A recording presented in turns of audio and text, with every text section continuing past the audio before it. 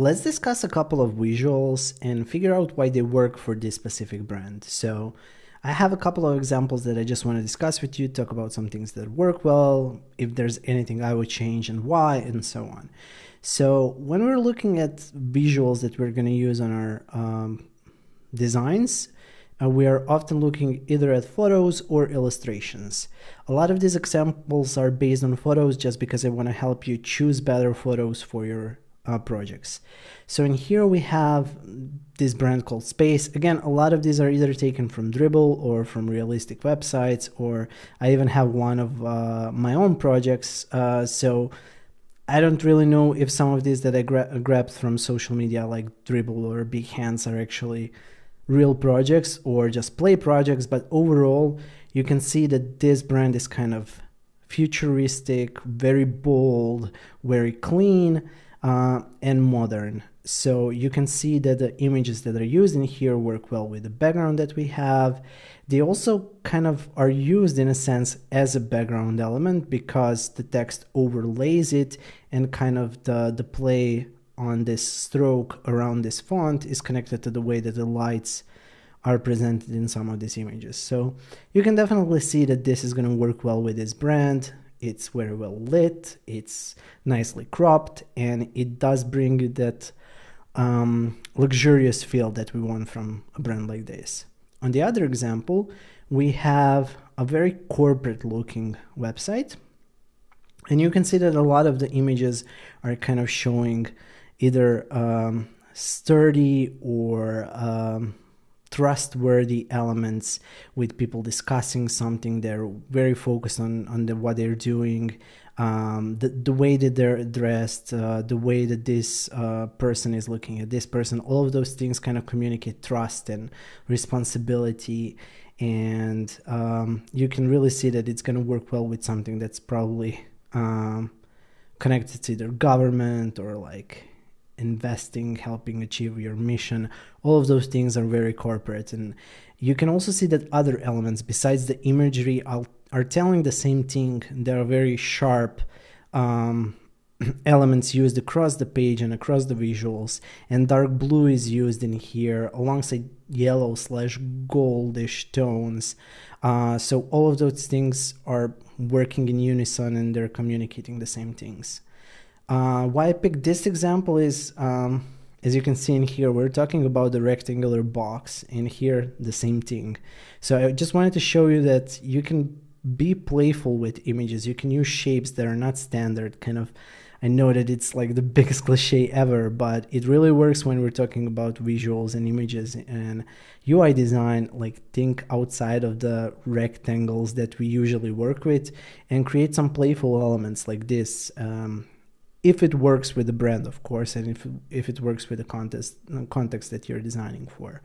Another thing and another strategy that you might use when you're deciding on the visuals, you may actually want to represent the actual product. So if it's something that a person can buy, if it's an app, if it's a software, you can present how that software looks. You can give the potential customer a hint of what they're going to get and how it's going to look like if they open it up in a device. So using mock-ups is also a perfect thing to do, and it's also great for your portfolio pieces. So if you're working on a case study, using mock-ups is really good strategy.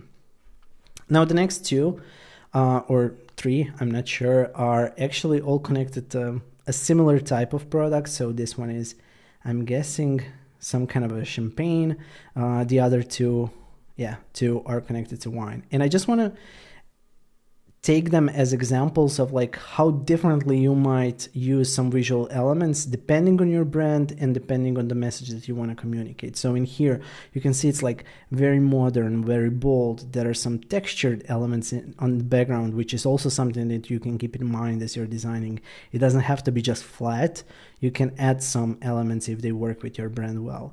And you can see that the image in here is kind of cropped off from any kind of background and it's floating above the text. So all of those things are giving you a sense of what this brand is supposed to be telling you, and that's like, this is a different kind of champagne. And like, again, the messaging in the background, I'm not sure if just like play text or something power community.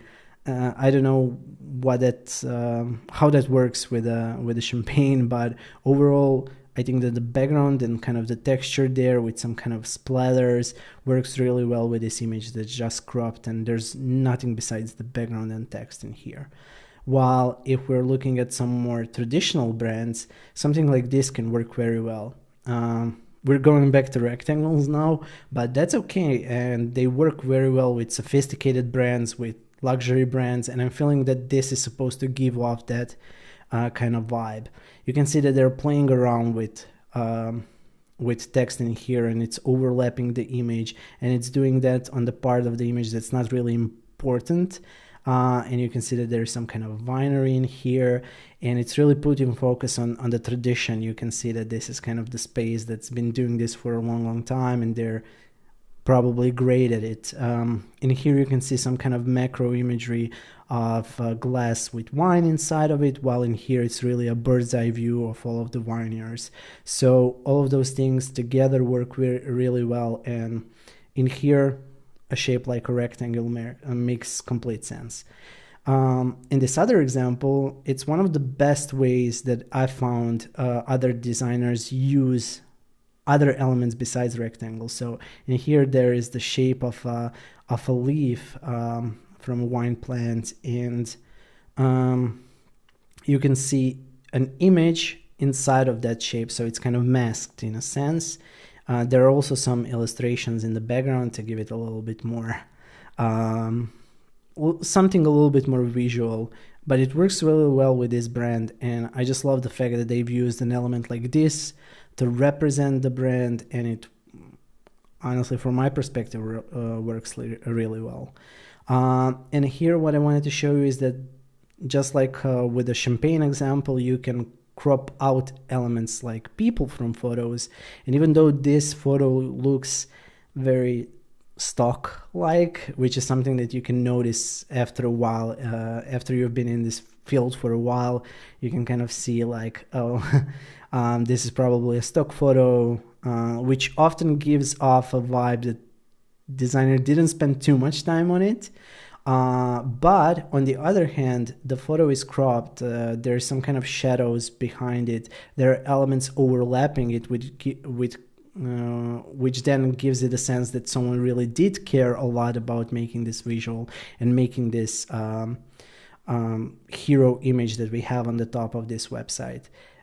So they kind of saved off that fact that they've used the stock photo by really working on it and using it as their own brand element. And you can see they have this kind of triangular shapes in here as well, so kudos to them. I think they did a really great job with a photo that excuse me if I'm wrong, but I'm guessing it's a stock photo. And here you can really see this image, and like it's really the most important element that we have on this page. There's not a lot of elements on the background, so it's really putting a lot of focus on the text. This person is kind of looking at the background, and it's kind of telling us to look at the text above. So if you're kind of squinting, this is definitely the element that stands out, and this is the element that stands out. And I think those are the two most important things that you want to stand out in a page like this. So I think this designer also did a great job. So when you're thinking and when you're choosing images, consider all of the tips and tricks I just shared, and like why some things work for particular brands, why those things wouldn't work for another brand, and just kind of take that when you're choosing the images for your projects. In here you can see a travel website, and they've really used this piece of architecture to kind of express that this is Santorini, Greece, and all of the background is just the sky, and there's no clouds, and you're really feeling that blue that people often associate with Greece. So a lot of those elements are coming together to make you want to book a trip to Santorini, Greece. An example I really love from like real life websites and products is Notion. If you've never used it, I really love it. It's not sponsored, but we definitely use it as a team. a lot, and I organize most of my life inside of it. What I really like about it is they do have this kind of a simplistic brand to them. They're not really pushing anything. The elements inside, basically they're focusing on the content that you're going to put inside of your Notion pages. It kind of takes the front stage and everything. So what they did in here is they did the same thing with their brand. It's very simplistic. So instead of using photos, and instead of like forcing a lot of visuals and people realistically holding a phone where they're using the Notion app, they're just using these illustrations. Simple, they look hand-drawn, and they work very, very well with the black and white branding that they have. So there's just a splash of color on a couple of these buttons, and most of all, it's really putting a lot of focus on the actual showcase of the products. But you can see that even they're not using mock-ups. They're just using, like, this is how the product looks like, and we're not going to prettify it in any shape or form or make it feel more realistic. It's really basic, but it works well with that type of brand. So you're not limited to photos. You can use illustrations when it makes sense, and when they can really communicate your brand in a better way than maybe a photo can. It's not always the case, but don't forget about illustrations too. And to close this video off, I just want to show you an example of a client project I worked on. As you can see, it's about Faroe Islands. And one thing I wanted to show in here is, like, in this visual example on the top, the header really allowed for the text to be placed in here. So this is the darker part of the image, so white text really stood out. Those are a lot of things that you need to care about when you're picking images. Like, is there going to be space for the text if there's going to be text over it? Is there just like one focal point that on the image that you can really focus on? Like, I know that you can see it, but there's like a big cliff in here. So it really makes the entire visual experience kind of stand out. Does it communicate in this example, like the location that someone would want to visit? And another part of this particular website that I liked is the fact that we played around with the parallax effect a little bit. So out of this one image, I kind of created 3 of them. One of them was this cropped dark brown part of the image. The other part were all of these mountains, and the third part was the gradient that kind of represents the sunset. And as you're scrolling down, all of those images are moving in kind of different speeds, so you get a sense of the entire like you're coming to the edge of that hill and you're looking at the distance, and it kind of feels like something that you want to experience and visit, which is exactly the message that we wanted to give across. So you can see that a lot of these images are like adventure-like. This feels out of this world. These are the animals that you're not going to see in a lot of other places.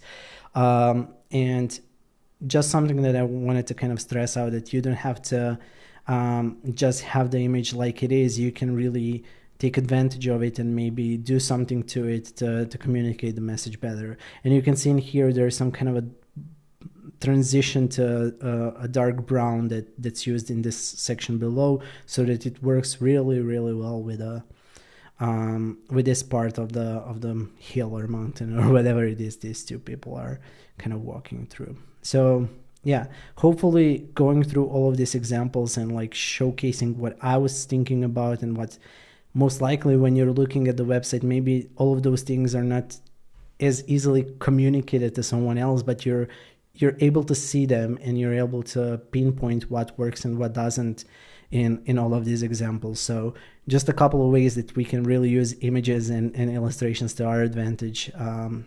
And in the next video, we're finally going to go over and using one image in a particular example within a context, so that we know what we're working with.